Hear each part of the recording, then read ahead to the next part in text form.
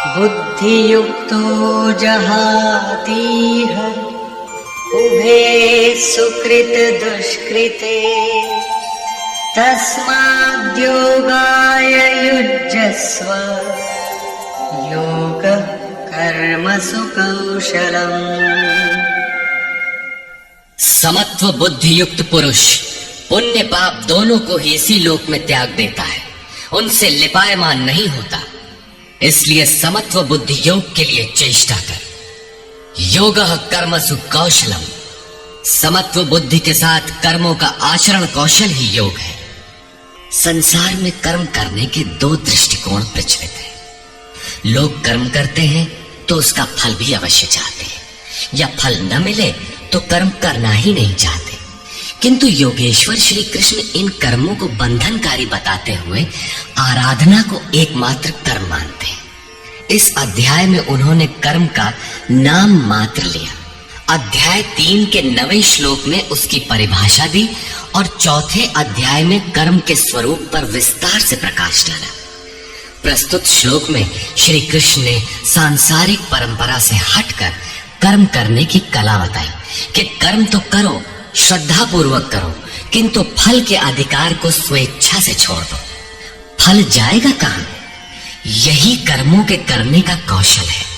निष्काम साधक की समग्र शक्ति इस प्रकार कर्म में लगी रहती है। फिर भी जिज्ञासा स्वाभाविक है कि क्या सदैव कर्म ही करते रहना है या इसका कुछ परिणाम भी निकलेगा। इसे देखें। कर्मजं बुद्धियुक्ता हि फलं त्यक्त्वा मनीषिणः जन्मबन्धविनिर्मुक्ताः पदं गच्छन्त्यनामयम्। बुद्धि योग से युक्त ज्ञानी जन कर्मों से उत्पन्न होने वाले फल को त्याग कर जन्म और मृत्यु के बंधन से छूट जाते हैं। वे निर्दोष अमृतमय परम पद को प्राप्त होते हैं। अर्जुन की दृष्टि त्रिलोकी के साम्राज्य तथा देवताओं के स्वामीपन तक ही सीमित थी। इतने तक के लिए भी वो युद्ध में प्रवृत्त नहीं हो रहा था। यहाँ श्री कृष्ण उसे नवीन तथ्य उद्घाटित करते हैं कि आसक्ति रहित कर्म द्वारा अनामय पद प्राप्त होता है। निष्काम कर्म योग परम पद को दिलाता है, जहाँ मृत्यु का प्रवेश नहीं है। इस कर्म में प्रवृत्ति कब होगी? यदा ते मोह कलिलं बुद्धिर्व्यतितरिष्यति तदा गन्तासि निर्वेदं श्रोतव्यस्य श्रुतस्य च। जिस काल में तेरी साधक की बुद्धि मोह रूपी दलदल को पूर्णता पार कर लेगी, लेश मात्र भी मोह न रह जाए, उस समय जो सुनने योग्य है उसे तो सुन सकेगा और सुने हुए के अनुसार वैराग्य को प्राप्त हो सकेगा, अर्थात उसे आचरण में ढाल सकेगा। अभी तो जो सुनने लायक है उसे न तो तू सुन पाया है और आचरण का तो प्रश्न ही नहीं खड़ा होता। इसी योग्यता पर पुनः प्रकाश डालते हैं। श्रुति विप्रतिपन्ना ते यदा स्थास्यति निश्चला समाधावचला बुद्धि तदा योगमवाप्स्यसि। अनेक प्रकार के वेद वाक्यों को सुनकर विचलित हुई तेरी बुद्धि जब परमात्मा स्वरूप में समाधिस्थ होकर अचल स्थिर ठहर जाएगी, तब तो समत्व योग को प्राप्त होगा, पूर्ण समस्थिति को प्राप्त करेगा, जिसे अनामय परम पद कहते हैं। यही योग की पराकाष्ठा है और यही अप्राप्त की प्राप्ति है। वेदों से तो शिक्षा ही मिलती है, किंतु श्री कृष्ण कहते हैं श्रुति विप्रतिपन्ना। श्रुतियों के अनेक सिद्धांतों को सुनने से बुद्धि विचलित हो जाती है। सिद्धांत तो अनेकों सुने, लेकिन जो सुनने योग्य है लोग उससे दूर ही रहते हैं। ये विचलित बुद्धि जिस समय समाधि में स्थिर हो जाएगी, तब तू योग की पराकाष्ठा अमृत पद को प्राप्त करेगा। इस पर अर्जुन की उत्कंठा स्वाभाविक थी कि वे महापुरुष कैसे होते हैं जो अनामय परम पद में स्थित है, समाधि में जिनकी बुद्धि स्थिर है। उसने प्रश्न किया। अर्जुन उवाच।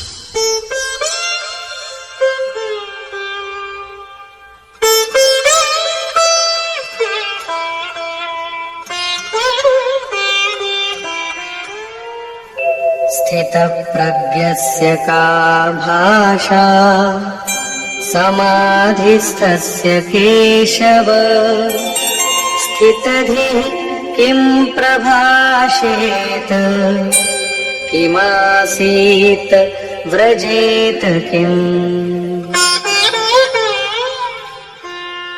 समाधीयते चित्तम यस्मिन् स आत्मा एव समाधिः। जिसमें चित्त का समाधान किया जाए वो आत्मा ही समाधि है। अनादि तत्व में जो समत्व प्राप्त कर ले उसे समाधिस्थ कहते हैं। अर्जुन ने पूछा, केशव, समाधिस्थ स्थिर बुद्धि वाले महापुरुष के क्या लक्षण हैं? स्थित प्रज्ञ पुरुष कैसे बोलता है, वो कैसे बैठता है, वो कैसे चलता है? 4 प्रश्न अर्जुन ने किए। इस पर भगवान श्री कृष्ण ने स्थित प्रज्ञ के लक्षण बताते हुए कहा। श्री भगवान उवाच।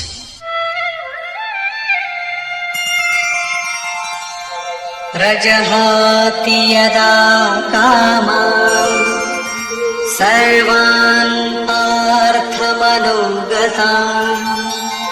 आत्मन्येवात्मना तुष्टः स्थितप्रज्ञस्तदोच्यते।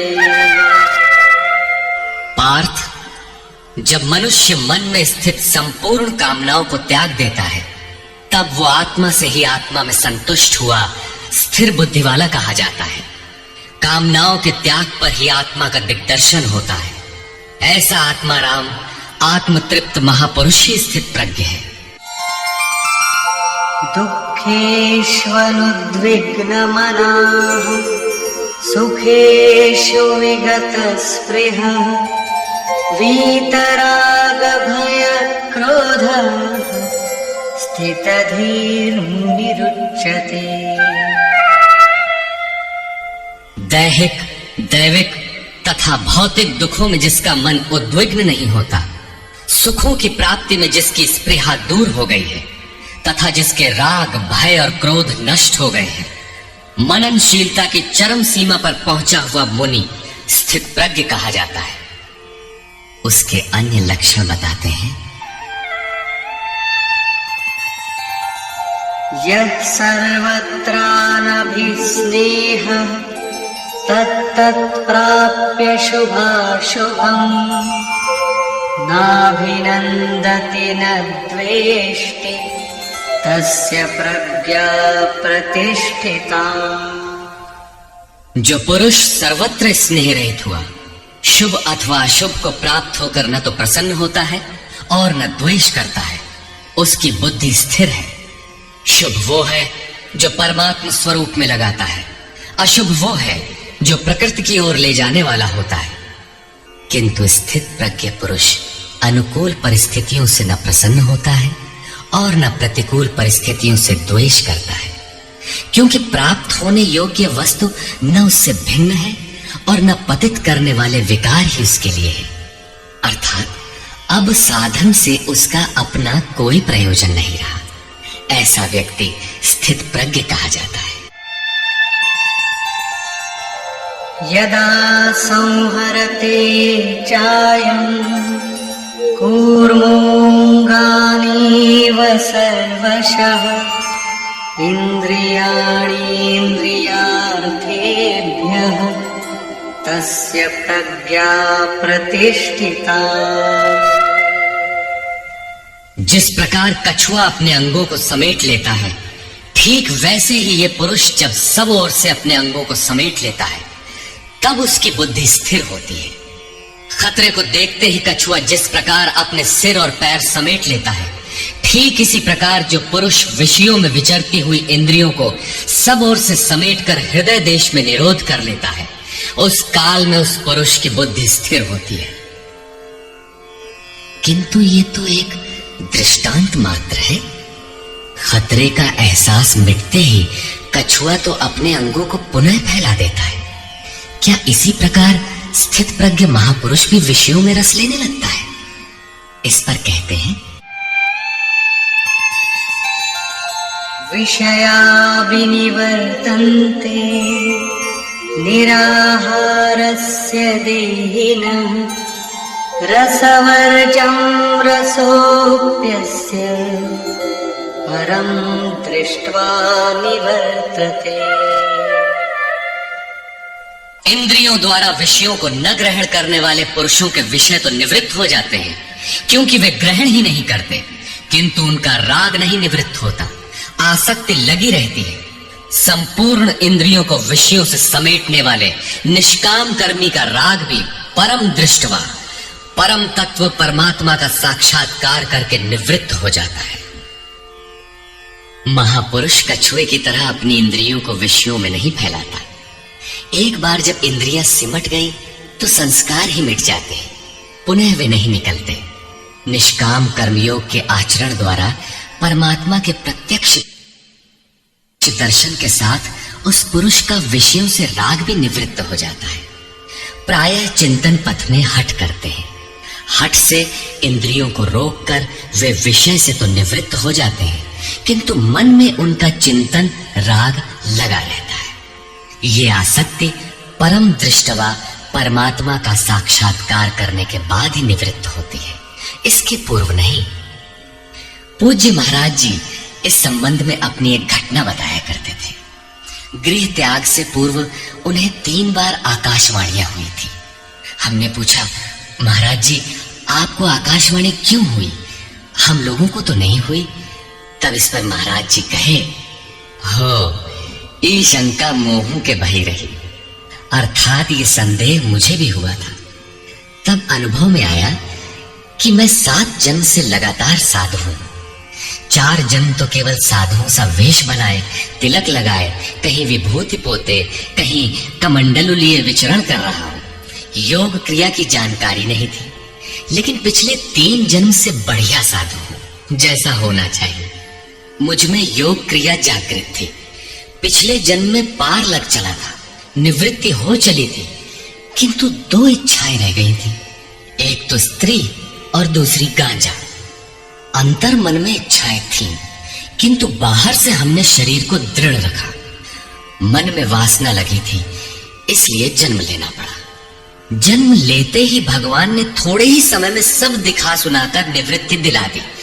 2-3 चटकना दिया और साधु बना दिया।